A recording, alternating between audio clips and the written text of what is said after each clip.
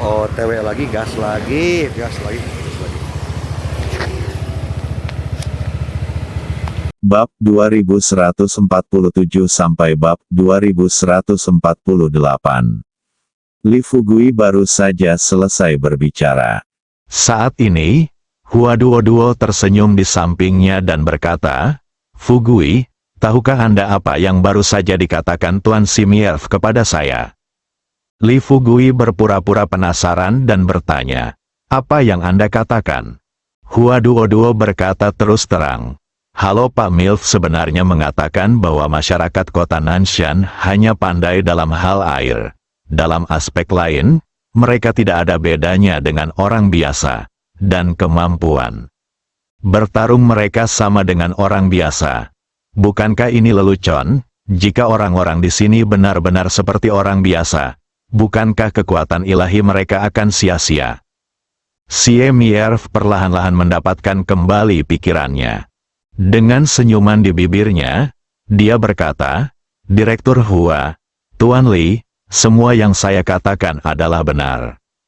Pikirkanlah, jika penduduk kota Nanshan pandai bertarung seperti Anda, bagaimana saya bisa khawatir mereka ditemukan oleh orang lain?" Li Fugui menatap mata Simifu dan berkata, "Tuan Simirev, Anda salah. Apakah penduduk kota Nanshan dapat bertarung dengan baik tergantung pada bagaimana Anda menggunakannya.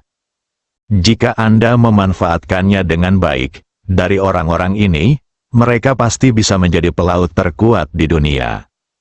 Tentu saja, saya tidak keberatan jika Anda melakukan ini. Bagaimanapun, mereka bisa dikatakan sebagai kartu truf di tangan Anda. Itu kartu truf, bagaimana kamu bisa menunjukkannya kepada orang lain dengan mudah?" Xie Mierv dengan cepat menarik kembali pikirannya. Dia tersenyum pada Li Fugui dan berkata, "Tuan Li, saya mengerti.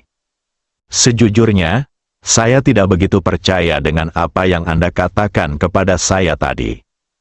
Tapi sekarang, saya percaya penuh pada Anda. Jangan khawatir, tidak peduli kamu bisa membuat putriku menjadi sekuat kamu pada akhirnya, aku bersedia menjadi temanmu mulai sekarang." Li Fugui sangat gembira, tersenyum dan bertanya, "Jadi, Anda bersedia menyelamatkan puluhan ribu orang di kota Nanshan?" Xie Mierv berkata dengan tegas, "Tentu saja, hanya saja, kami memiliki terlalu banyak dendam dengan penduduk kota Nanshan sebelumnya. Saya khawatir jika saya ingin hidup harmonis dengan mereka, mereka tidak akan."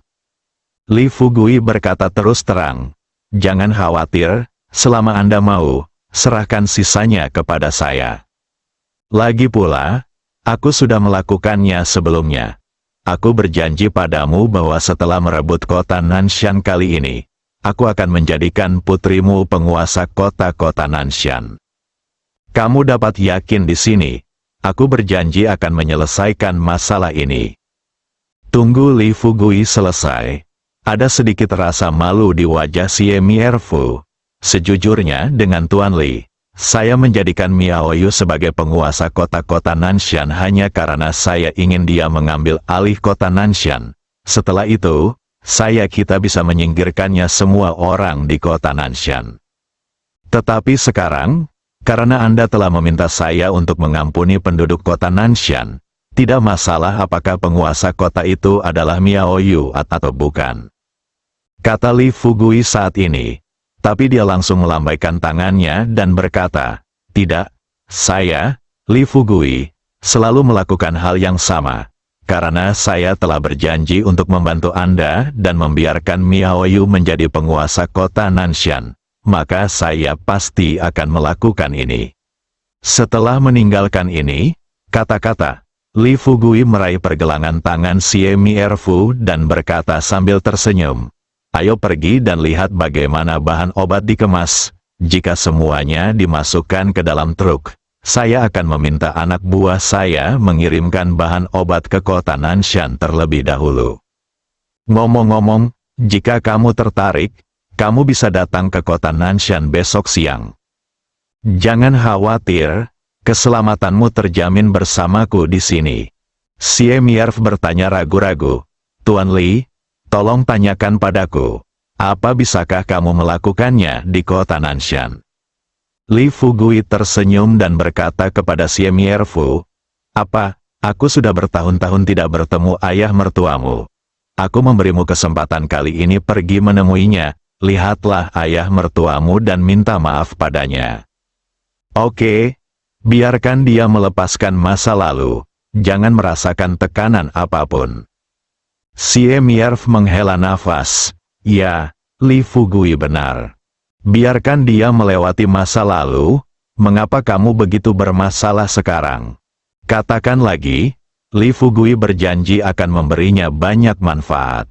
Orang harus belajar untuk merasa puas. Keduanya datang ke pesawat angkut dan memeriksa sebentar apakah bahan obat telah dimuat ke dalam truk. Li Fugui melepaskan Xie Mierfu, menepuk bahu Xie Mierfu, dan berkata terus terang, ini sudah larut, aku akan membawa Miao Yu ke kota Nanshan dulu. Di pihakmu, jika kamu berencana, kamu bisa pergi bersamaku, melambaikan tangannya dan berkata, lupakan saja, saya akan mengantar orang-orang besok. Li Fugui meminta Kapten Meng dan Miao Yu untuk mengawal bahan obat ke kota Nanshan. Setelah dia dan Hua Duo berjalan ke daerah sepi, mereka langsung terbang menuju kota Nanshan. Malam itu, bahan obat dikirim ke kota Nanshan. Li Fugui, bersama Chang Qiong, Dimu dan lainnya, mulai membedakan bahan obat. Lagi pula, sebagian besar bahan obat ini dikemas dalam kotak. Untuk menyampaikannya kepada masyarakat kota Nanshan, berbagai bahan obat harus diatur ulang sesuai dosisnya.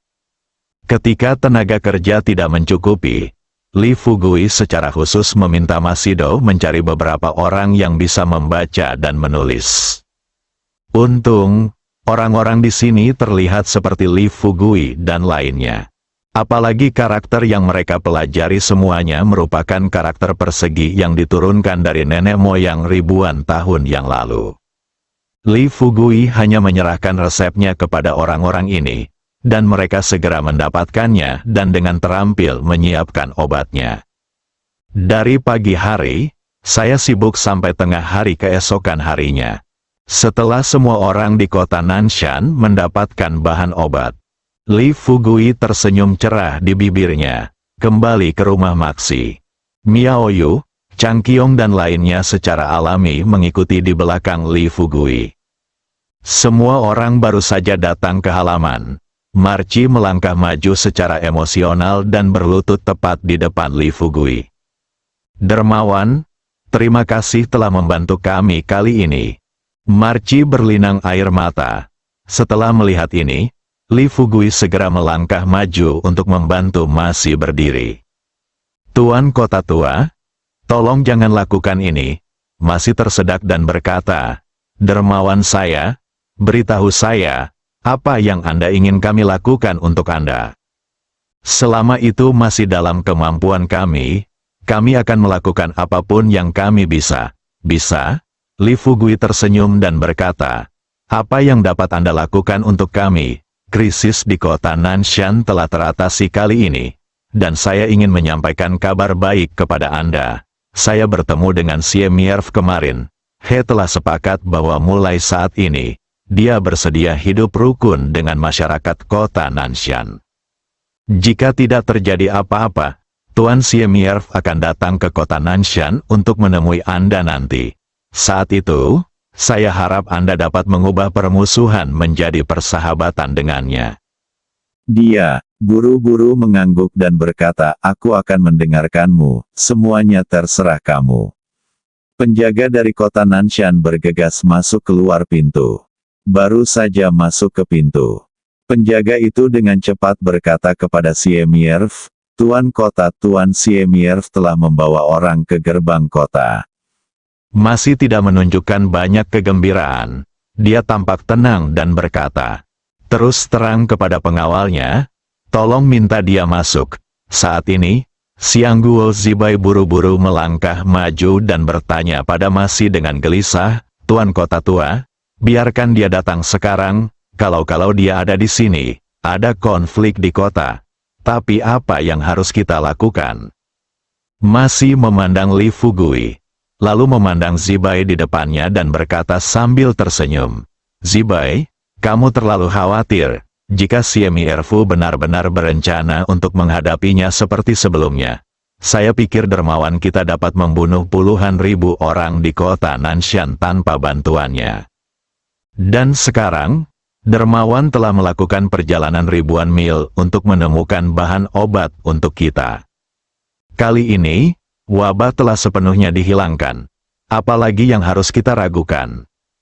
Zibai terdiam setelah mendengar ini. Li Fugui juga tersenyum pada Zibai saat ini dan berkata, "Zibai Xiangguo, kekhawatiranmu cukup masuk akal. Tapi masalahnya adalah kamu juga harus mempertimbangkan situasi sebenarnya dari keseluruhan masalah, bukan? Nah, kali ini Tuan Simirf datang bukan sebagai raja negara, tapi sebagai menantu, datang untuk meminta maaf kepada ayah mertuanya." Penjaga lain masuk. Berbeda dengan penjaga yang baru saja memasuki pintu. Penjaga ini memasang ekspresi terkejut di wajahnya dan berbisik kepada Marci, "Tuan-tuan kota, Tuan Similf sebenarnya berdiri dengan hormat di gerbang kota, mengatakan ya. Berbicara tentang bagian belakang, para penjaga takut untuk berbicara. Marci belum bertanya. Zibai memimpin dan menatap penjaga yang berbicara di depannya dan bertanya, apa yang dia katakan. Penjaga itu kemudian berkata dengan hati-hati, "Tuan Simirf berkata bahwa saya harap Anda dapat memaafkannya atas kesalahan yang dia lakukan lalu. Hanya jika kamu memaafkannya, dia akan melakukannya. Hanya dengan begitu kita bisa memasuki kota." Zibai setengah membuka mulutnya, otak berpacu. Segera, dia buru-buru berkata kepada Siemierf, "Tuanku, ini pasti sebuah konspirasi." Siemierf biasanya begitu sombong, bagaimana dia bisa menyerah begitu saja? "Dia pasti berencana menipu Anda ke kota. Saya akan membunuhmu nanti." "Tuan, jangan tertipu. Karena masih bisa menjadi penguasa kota-kota Nanshan, dia harus memiliki kemampuan untuk membuat penilaian independen." Setelah Zibai mengatakan ini, ada senyuman di bibirnya. Dia langsung melambaikan tangannya dan berkata, "Tidak perlu khawatir. Aku berjanji, Siemierf tidak akan melakukan hal seperti itu. Juga, jika sesuatu yang tidak terduga terjadi padaku kali ini, posisi penguasa kota-kota Nanshan akan menjadi kalah. Biarkan Miao Yu melakukannya ketika waktunya tiba." Miao Yu di satu sisi terkejut. Zibai memandang Maxi dengan tidak percaya. Tiba-tiba ada keheningan yang mematikan di ruangan itu. Untuk waktu yang lama, Zibai akhirnya berbicara, "Tuan Kota Tua, apa maksudmu?" Masih tersenyum dan berkata, "Ada apa? Tidakkah kamu setuju untuk membiarkan Miao Yu menjadi tuan kota?" Zibai dengan cepat melambaikan tangannya dan berkata, "Tidak, milikmu." Saya dengan tegas mematuhi perintah tersebut. Tetapi saya tidak dapat memahaminya, Miao Yu. Telah lama bersama Siemierfu, dan sekarang, saya khawatir orang-orang di kota tidak akan menerimanya. Saya baru saja mengatakan bahwa pasti tidak akan ada masalah ketika penguasa kota lama keluar kali ini. Dengan kata lain, bahkan jika ada bahaya, mengapa tidak membiarkan Miao Yu menjadi penguasa kota-kota Nanshan? Bukannya kamu tidak tahu bahwa Miao Yu adalah satu-satunya garis keturunan penguasa kota lama?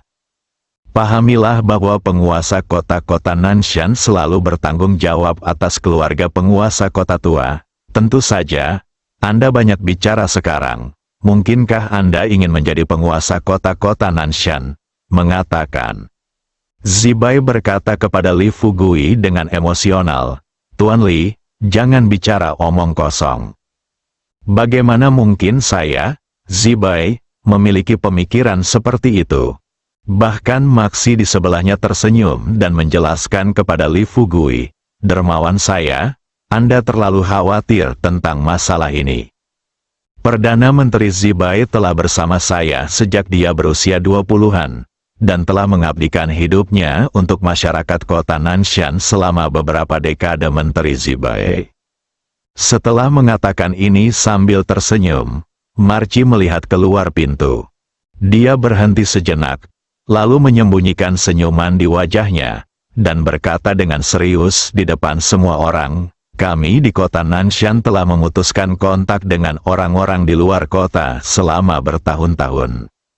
Suatu ketika, saya juga berpikir tentang berkomunikasi dengan orang-orang di luar kota.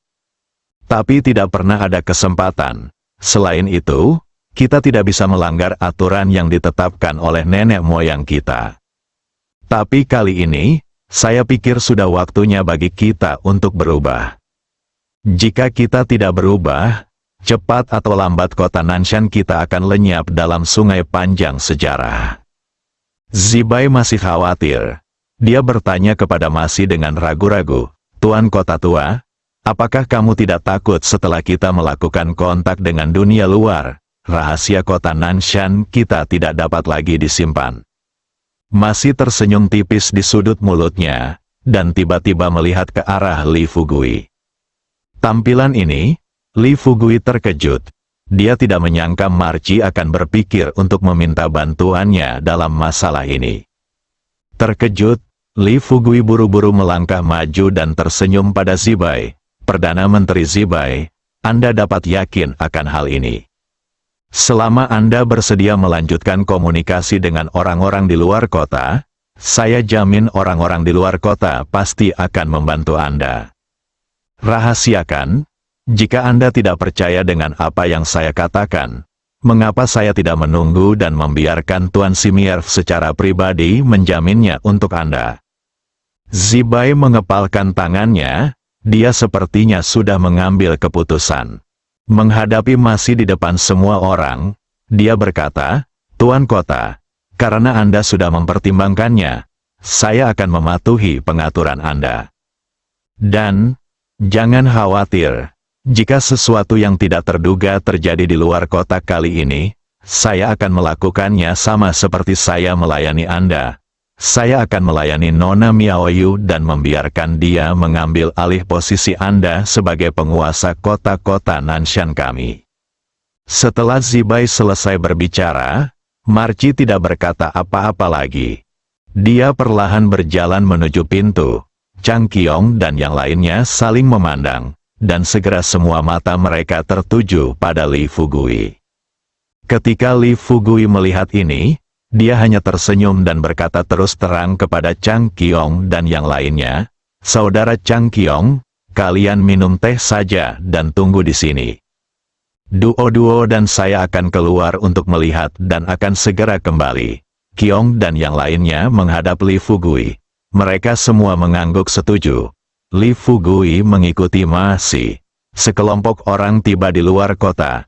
Gerbang kota terbuka. Kemudian dia melihat Simierv mengenakan jas hitam, berdiri tegak tidak jauh dari situ dengan tangan terkulai. Di belakang Simierv, itu adalah dua pengawal yang mengenakan kamuflase. Marci mengambil posisi lebih dari 10 meter dari Simierv dan berdiri diam. Melihat Simierv dengan rasa ingin tahu, dia bertanya, "Tuan Simierv, apakah ada hal penting yang harus Anda lakukan saat datang ke kota Nanshan kami kali ini?" Bersambung.